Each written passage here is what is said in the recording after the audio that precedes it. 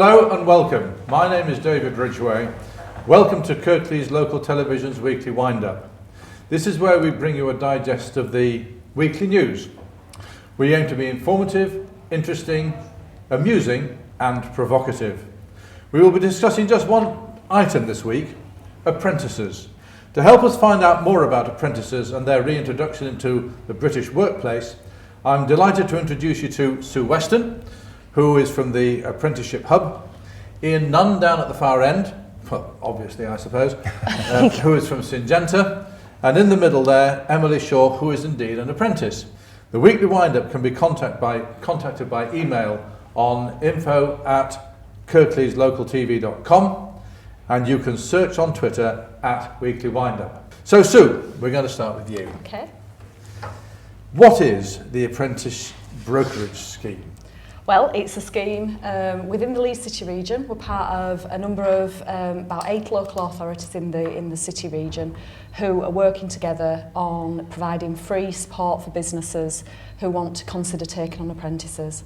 SMEs are quite small, they don't have necessarily the right infrastructure to support them to understand apprenticeships, and that's why the brokerage service was created, to be able to fill that gap, that need for the businesses. Fine.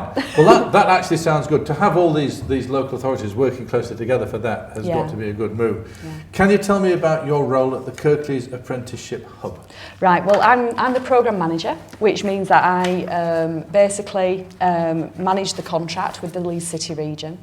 We're targeted to engage with 325 businesses who have not taken on apprentices before. And enable them to take on 380 young people who are living in the Kirklees area. So aside of that though, we have a wider remit to sort of just think about how we want to change apprenticeships for the future in Kirklees. So part of my wider role is about that. You said that you've got 325 businesses who haven't taken apprentices on before. Yeah. Why is that? Well, generally because they're small businesses, they didn't know how to engage in apprenticeships, they didn't know how they worked. And what they wanted to do was be able to field their way through the complexity of all the providers that are out there delivering apprentices. So a lot of the time is the fact that they just don't understand how apprenticeships work. Ian, when you became an apprentice, was the situation that was facing you at that time different to the situation that now faces Emily? I think going back then, I think apprenticeships were more of an option. I think they were seen as a traditional route into employment. Companies like ours used to take 20 apprentices on every year, so there were more opportunities to apprenticeships. I think the difference now is apprenticeships have they went out of fashion. I think that was the issue with them, and they became replaced with training schemes that didn't really deliver employment. Apprenticeships are coming back now. I think there is a difference. Apprenticeships always used to be time served. There was very clear structure and everything, and times are moving on, but they are becoming more popular again. Now, I've got the impression from that when you became an apprentice, there was an opportunity to get into work, and the ethos moved away to get young people trained. And we've all heard the stories of highly qualified graduates from university who can't get jobs or indeed are stacking shelves in supermarkets. Am I going down a wrong line here? To a certain degree, no. I think that the issue we have is everything's about measures, and I think perhaps the measures are being wrong. The measures nowadays have tended not to be about getting people into real employment. It's been about getting them into further education, getting them on schemes, so that instead of people being active after leaving school. I think when I started as an apprenticeship, the need was there. People needed skilled people. So people brought through, they completed their apprenticeship, they acquired the skills they needed, and the intention was you'd stay with those companies for quite a long time. And I actually think that's where we're getting back to that way again. So I think that was the main difference. The roles were there, the organisations were much bigger, they needed more people. And I think as the sort of the business landscape of this country changed, we moved away from a lot of those manufacturing type industries and things like that. And the skills that were required then weren't required anymore. I think the downside of that is a lot of those skills were forgotten about. And I think that's why we're in a position where we are now, where there's a perceived skill shortage in this country. Just want to come back to you, Sue, if I might. Yeah, of course you can. Because you made the comment about these 325 companies who've not done apprentices before. And they presumably were finding it difficult because they couldn't offer the traditional workplace once the apprenticeship scheme had been completed. Is that correct? I'm not sure that that's the case. I think many of the businesses we've engaged with just found it difficult because they're so busy trying to deliver the day job. They didn't know where to perhaps go for information, and they needed a little bit of hand-holding. Okay. So it provides resource, you see, as a hub for the brokerage service for one-to-one contact. Because a lot of services nowadays have moved to sort of web portals, and a small business owner really trying to search on the internet to get information they get lost. Right, Emily, what's the age range for an apprentice? It's from 16, but there's no upper limit, I don't think. No, that's right. Do you get a reasonable wage? Yes. Not all companies offer that because the apprenticeship minimum wage is quite low. So there's a differential then between one apprentice and another, depending where they've been taken on? Yes, but when you're applying for the job, you're made aware of that. So you Okay. know what you're getting yourself into, so to speak. What would the benefits be to me if I was going to be an employer recruiting an apprentice? I mean, the businesses are able to get bright young people like Emily into their business. They bring enthusiasm, they think creatively. They can fill skill shortages. We've got an ageing population and workforce, and therefore there's going to be shortages in terms of lost skills when people are retiring. So when I'm referring to skill shortages, I'm thinking more in that respect, that you're getting fresh young people in to learn the skills that potentially might be lost in the long term. Given the current economic climate, so are you looking to the future economically being good? Absolutely. Again, I think our sight vision's changed. We've been on a bit of a roller coaster in recent years. We've now got a 50-year vision, and what we're talking about jobs on our side in 50 years' time. A lot of our employees, we've got an issue with an ageing workforce, which isn't dissimilar to most companies in this area. And there's also a big skills gap. A lot of the skills that we require just aren't out there in the marketplace, and we're all fishing in a fairly shallow pond for the same people. In addition to that, the skill set requires changing. Our organisation is becoming much more technical, much more complex. So the traditional skills we used to teach our people, they're advancing. So we're needing bright people who can come in and pick those skills up fairly quickly. I think that what we've got to consider is that there's a concept of the decline of the sort of the middle area of roles, where what we've got is the typical jobs, things around the manual type activities, the operative type roles, they're disappearing, and they're disappearing quite quickly, and they're being replaced with more technical operational roles, more technical management type roles. So there's actually a double whammy on the skill shortage. The one is due to the ageing work profile, and the one is around the different types of skills that we need. So going back to your original question, your question was about could companies afford to take apprenticeships on? I would perhaps rephrase that differently, say, can companies afford not to take apprenticeships on? Very nice. Because if they don't, where I'd be worried about is, going forward, if they don't start bringing young people into their organisation and training them in the environment and the skills that they require, how are they going to survive? Because they're going to lose people at one end of the thing, and they're not going to be able to replace it. I've already learnt a lot.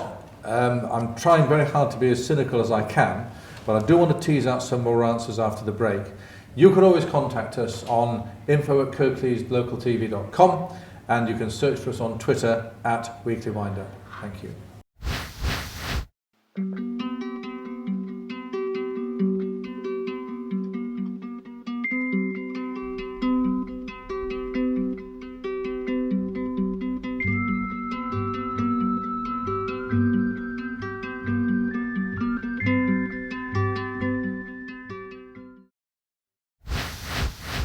And welcome back. This is the Weekly Wind-Up, and we're discussing the important issue of apprentices.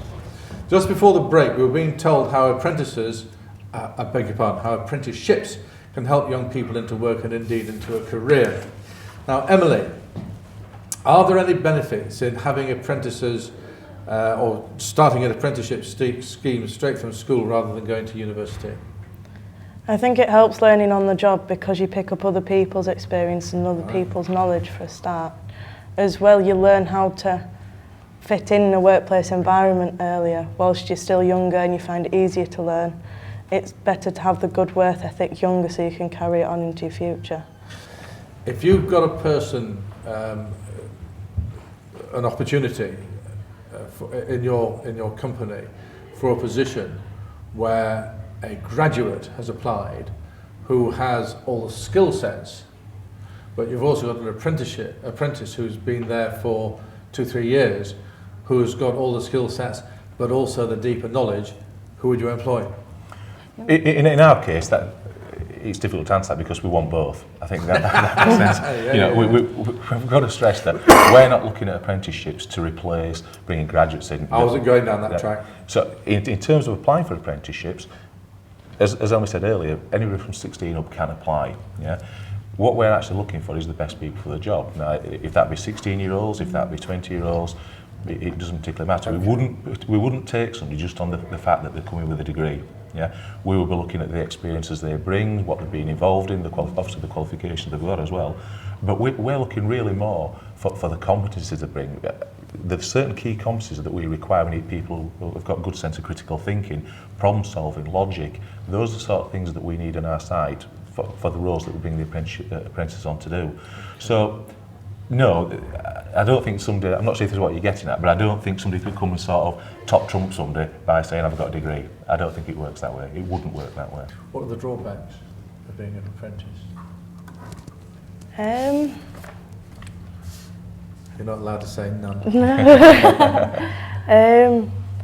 I think it was a bit difficult at first adjusting to the 5 days a week all the time. I think when you're in the routine it's a lot easier. I mean, we've had a lot of support, so there's not really been any drawbacks from us so far.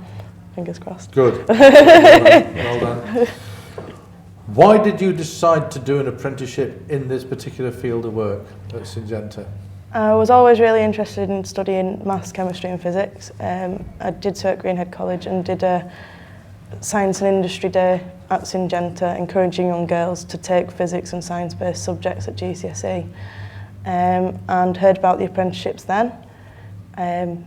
Found out that they were advertising the apprenticeships and showed an interest, so went on site, had another visit and applied. And got it? Yeah. Well done, brilliant. Ian, when you became an apprentice 37 years ago, I'm giving the game away now, how many apprentices in your year of presumably the other 19 were ladies? In our particular, there's just one. How many? And that was for an engineering-based apprenticeship. Right. But we just had one that year. What would the split be now? Again, that varies. I mean, this year we take two types of apprentices. We take engineering apprenticeships and we take process manufacturing. I manage the process manufacturing one, which Emily's on that scheme. Yeah. Last year we took 4 and we took 2 girls. This year I've taken 4 and I haven't taken any girls on. It's not for any other reason than that I recruit the best 4 at any given time. Okay. But what I will say is that they've got equal opportunity to apply for them and actually go off and get the jobs. Our industry's changed a lot. Yeah, so the image of people needing big muscles, it's not about this, it's about critical thinking, as I said earlier, and that's why it's quite beautiful for girls coming to our industry. That's a bit like the fire service, in that they are more than happy to take on women to be firefighters, want women to be there because they bring a different ethos into the whole concept of firefighting and saving life. And I think that's excellent employment advice. Is there any help from the benefit system to become an apprentice, or is it detrimental? Well, yeah, the apprenticeship is a job. So in terms of benefits, when like child benefit and things like that, Yep. it is removed at that time. Yep. I suppose it's paid employment, and there are things like NUS apprentice cards and some discounts for travel.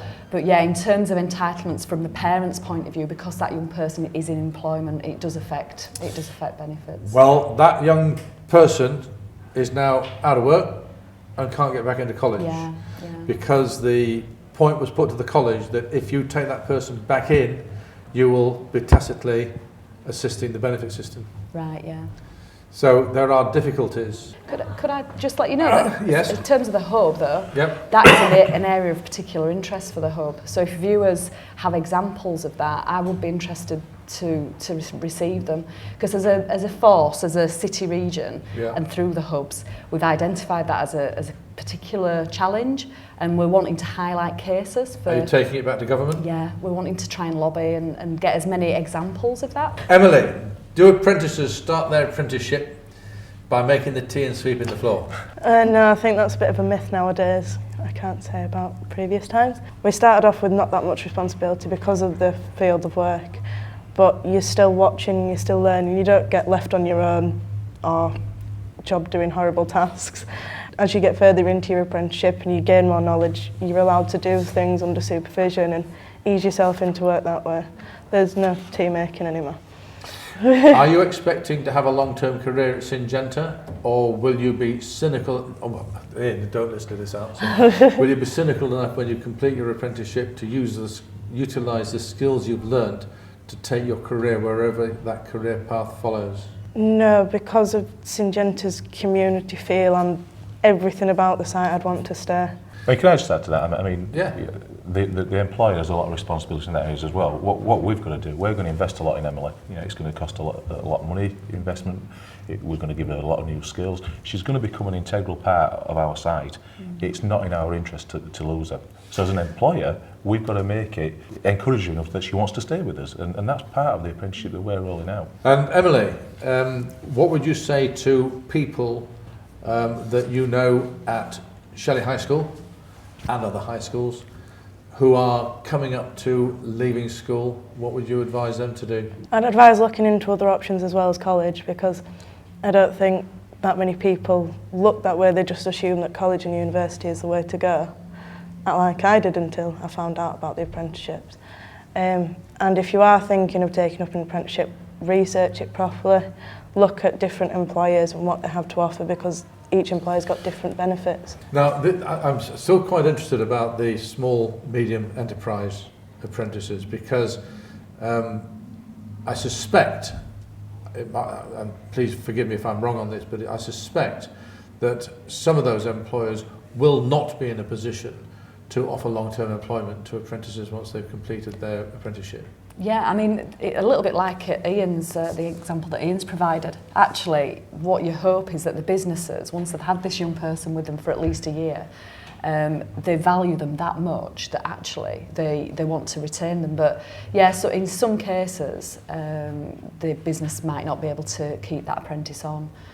We haven't done any research into that, but as the apprentices in the hub are going through, it's something we're going to monitor just to see actually what percentage of the businesses retain the staff.